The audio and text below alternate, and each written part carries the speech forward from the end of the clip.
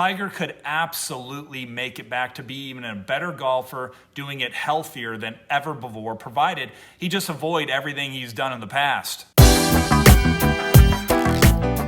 Welcome to Workout Rescue. Today we're going to be talking about Tiger Woods' rehab and workout program. Now, I spent the last 20 years researching and identifying the most productive way to train the human body for maximum performance, and I'm going to share some of those thoughts with you today. But first, let's get to Tiger Woods' rehab and workout program. Tiger's had numerous injuries, from ACLs, Achilles, back problems, to elbows and pinched nerves, and from what I've seen, I can guarantee you that those injuries were either set up by what he was doing in the gym or simply just caused by it. There is no doubt about it. Now, looking at these pics of Tiger working out, I can tell right away, immediately, that he is not working out in the most productive way based on the tools he's using and the equipment. Of course, this isn't every single exercise he's doing, and I don't know Tiger personally, but based on what I see, there are definite red flags, especially with dangerous exercises like these. Tiger's shown here jumping on a box, and on the picture on the left, it looks like he's in the catch phase of a power clean. Exercises like these are a recipe for disaster. Explosive exercises put a tremendous amount of stress on your joints, your connective tissue, and your ligaments, and not in a good way. I can definitely see why he's had so many injuries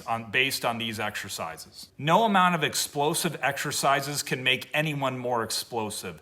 They either get you injured while doing the exercise, or they set you up for injury while you're doing your sport. The most productive way to train the body for maximum performance is through full range resistance exercise, which is a logical, scientific approach to weight training. There are 10 factors involved in full range exercise. It does require a basic understanding of physics. If you take the free weights and the cables that Tiger's using in these pictures, they all have shortcomings, and the basic shortcomings of these tools are that they only provide resistance from one direction. Now, your body is a rotational animal. All joints rotate around an axis. So your hand rotates around the axis of the wrist, your hand and your forearm rotate around the axis of the elbow, and your upper arm rotates around the axis of the shoulder. A rotational form of resistance is required, and since only free weights and cables and bands provide resistance from only one direction, it's impossible to provide more than a very small range of a direct resistance to a muscle. In addition, variable and balanced resistance is required because you're not equally strong in all positions.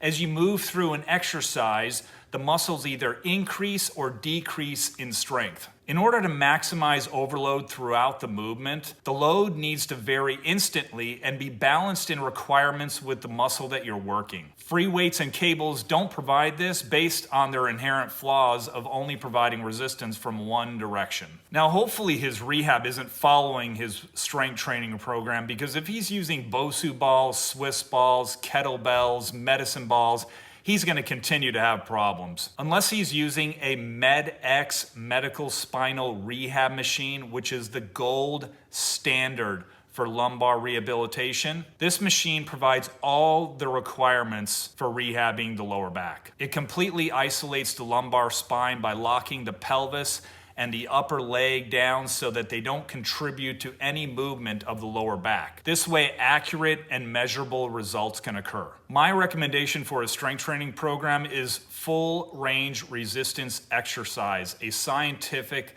logical approach that minimizes injuries and maximizes your performance. I would completely eliminate all explosive exercises which just cause injuries. The only reason why someone should do power cleans is if their sport is Olympic lifting. Initially, I do a full body assessment to identify underactive or overactive muscles and postural deviations. I would then develop a complete flexibility program to create muscle balance, and then I would incorporate a total body strength training program based on machines that are engineered behind full range resistance. We would keep track of every detail according to sets, reps, and total workout time. Therefore, we can accurately measure each workout against another. Nothing is arbitrary. If we look how I organize the workouts, body parts are in order from largest to smallest. The key thing to keep in mind is safety. The way to increase performance is to not get someone hurt. We would use the best technology available, high intensity, full range exercise going to muscle failure, slow, smooth contractions. These are examples of workouts that I would recommend. There is no ideal workout grouping. These exercises are going to be done in high intensity fashion. One set of 8 to 12 repetitions to failure. You're going to work out the whole body 2 or 3 times in a week on non-consecutive days to maximize your strength gains and rest and recuperation. There are only a few manufacturers that engineer their machines to incorporate full range resistance technology, and I would incorporate these in every one of his workouts. Of course, progression and variation would be accounted for as well. Now, in the end, Tiger could absolutely make it back to be even a better golfer, doing it healthier than ever before, provided he just avoid everything he's done in the past. Not only strengthening the body in this fashion is the safest and most productive way to increase performance for whatever he wants to do in life, but it's going to give him the best possible chance to get back on the course, stronger than ever with less injuries. Appreciate you watching. If you have any questions or comments, I'd love to continue the discussion. Feel free to share, and thank you again.